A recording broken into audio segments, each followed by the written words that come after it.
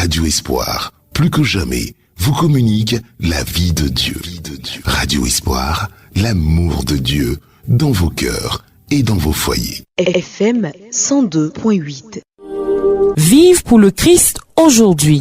Évangile et commentaire des tests du jour avec le Père Georges Yoboué. Oh Dieu de bonté, Dieu de fidélité, voici ma vie aujourd'hui. Bonjour à vous, chers frères et sœurs, auditeurs et auditrices du Radio Espoir. Je suis votre ami et frère, le Père Georges Yoboué, pour vous conduire à votre émission Vive pour le Christ. Nous sommes aujourd'hui samedi de la première semaine du temps de l'Avent. Nous allons ensemble méditer l'évangile de Jésus-Christ selon saint Matthieu, chapitre 9, verset 35, au chapitre 10, verset 1 au verset 8. En ce temps-là, Jésus parcourait toutes les villes et tous les villages, enseignant dans leurs synagogues, proclamant l'évangile du royaume et guérissant toute maladie et toute infirmité. Voyant les foules, Jésus fut saisi de compassion envers elles, parce qu'elles étaient désemparées et abattues comme des brebis sans berger. Il dit alors à ses disciples, « La moisson est abondante, mais les ouvriers sont peu nombreux. Priez donc le maître de la moisson d'envoyer des ouvriers pour sa moisson. » Alors Jésus appela ses 12 disciples, leur donnant le pouvoir d'expulser les esprits impurs et de guérir toute maladie et toute infirmité. Ces 12, Jésus les envoya en mission avec les instructions suivantes. « Allez vers les brebis perdues de la maison d'Israël. Sur votre route, proclamez que le royaume des cieux est tout proche. Guérissez les malades, ressuscitez les morts, purifiez les lépreux, expulsez les démons. Vous avez reçu gratuitement, donnez gratuitement. » Parole du Seigneur. Nous rendons grâce à Dieu.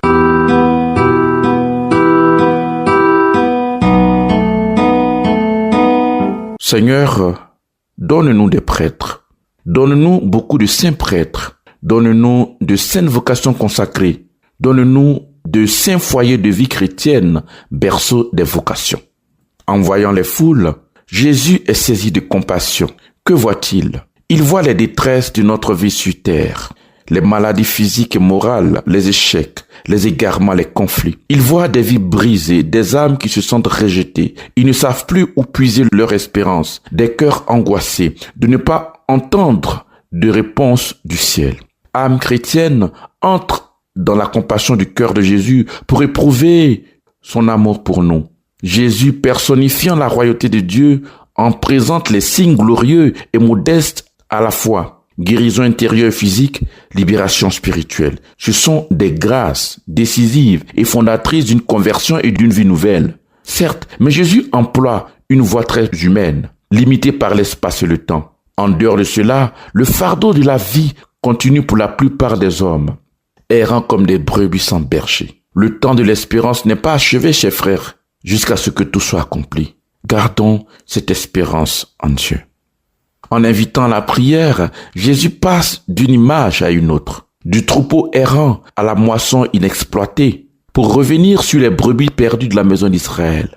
Le royaume de Dieu a donc ces deux dimensions. La communauté de fidèles représentée par le troupeau conduit par un pasteur, et la culture de la vie spirituelle représentée par le travail agricole. Pourquoi prier? Le Seigneur ne pourrait-il pas demander directement et surnaturellement des serviteurs, quitte à ce qu'ils soient payés pour cela? Primo, la prière nous fait désirer ce que le Seigneur désire, c'est-à-dire notre bien. Il ne l'impose pas. Secondo, le service de sa moisson ne vise pas avant tout le rendement mathématique, mais la qualité d'un travail gratuit. Or, qui dit gratuité dit motivation, qui n'est autre que l'amour. Et la condition indispensable, c'est la liberté. En appelant les 12 disciples, Jésus les engage à le suivre et à l'imiter. Dans un premier temps, l'exercice consiste à réaliser les mêmes œuvres que lui. Guérir les malades, expulser les démons, ressusciter les morts, etc. Mais à nouveau, ces signes ne sont que temporels. Le chemin de Jésus conduit jusqu'à ce seuil personnel et intransférable de la croix, que chaque chrétien qui veut être digne de ce nom devra franchir un jour. Nombreux sont les disciples qui aiment la gloire et le pouvoir, spirituel ou social, avec les honneurs qui s'en suivent. Ils essaient de suivre le Christ au plus tard, lorsque la croix se dresse devant eux. Quel dommage, car le Christ, en venant dans le monde, n'a qu'un but, mettre entre nos mains la clé du royaume des cieux, c'est-à-dire être des diffuseurs de l'amour de Dieu. Chers frères et sœurs, auditeurs, auditrices de Radio Espoir, Jésus est maître de la vie. Il est venu en ce monde pour guérir, libérer, sauver les âmes. Les démons ne peuvent lui résister. En cela, Jésus révèle sa puissance et son identité de Messie. C'était valable au temps de Jésus, mais ça l'est encore aujourd'hui. Dieu peut tout dans la vie des hommes, et Jésus peut tout en celui qui met sa confiance en lui. La vraie foi, celle qui nous fait dire « Jésus, tu es mon sauveur ». Aujourd'hui, aussi, les foules sont nombreuses qui cherchent la paix intérieure, qui cherchent le bonheur, le chemin du salut. Mais les ouvriers sont peu nombreux. Il ne s'agit pas ici seulement des prêtres dont le nombre, peut ne pas être à la hauteur du nombre de cette demande, au moins dans certains pays, mais des laïcs, eux aussi baptisés et en mission par leur confirmation. Et aujourd'hui, nous devons faire face à cette demande de nos frères et sœurs qui frappent à la porte de l'église, mais aussi pour ces frères et sœurs qui sont dans nos villes et villages, qui ont entendu partiellement le message du Christ ou qui en sont encore loin. Nous avons besoin de prêtres, de missionnaires, mais nous avons surtout besoin de frères et sœurs baptisés qui prennent conscience de leur engagement missionnaire.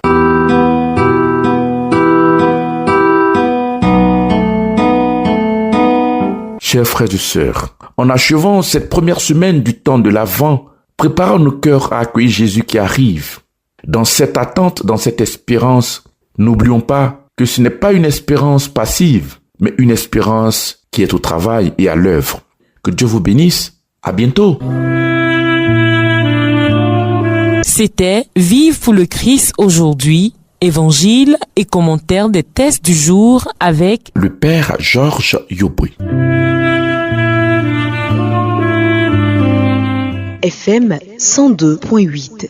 Voulez-vous connaître l'épître aux Philippiens et le livre de la Genèse? Eh bien, le temple de la Bible vous en donne l'occasion dans les secteurs pastoraux suivants. Secteur pastoral de Koumassi, dimanche 15 décembre 2024 à la paroisse Notre-Dame de l'Assomption de Koumassi-Prodomo. Secteur pastoraux de Port-Boué et Jean-Folie, dimanche 22 décembre 2024 au Collège catholique Sainte-Anne-la-Sagesse de Port-Boué. Toutes ces formations se feront en 3 vagues, de 7h, 10h et 14h, avec à la clé une attestation de formation. Coût de la formation, 3500 francs. D'éminents spécialistes se tiendront à votre disposition pour répondre à vos interrogations. Paroissiens et paroissiennes des secteurs pastoraux de Koumassi, Port-Boué et Jean-Folie, saisissez l'opportunité d'apprendre presque gratuitement ces livres. Formation ouverte à tous. Profitez-en. Pour bien la suivre, il faudrait lire intégralement les livres, les notes et les commentaires et préparer d'avance les questions à poser à l'expert. Inscription au secrétariat des paroisses des secteurs ou au numéro suivant 07 67 74 24 48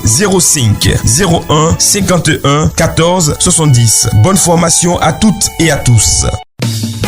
Et revoilà le traditionnel rendez-vous de fin d'année de Radio Espoir au sanctuaire marial national d'Abidjan. Ave, Ave, Ave Maria. Avec l'accompagnement spirituel du révérend Père Armazano, directeur spirituel, Radio Espoir vous convie à son pèlerinage annuel de fin d'année le samedi 28 décembre 2024 au sanctuaire marial national d'Abidjan de 8h à 14h. Thème: je vous ferai sortir de vos tombeaux. Je l'ai dit et je le ferai. Confère Ézéchiel 37, 12 à 14. Orateur Père Armazanou, directeur spirituel des agents et auditeurs de Radio Espoir. Animation Le Cœur Divin.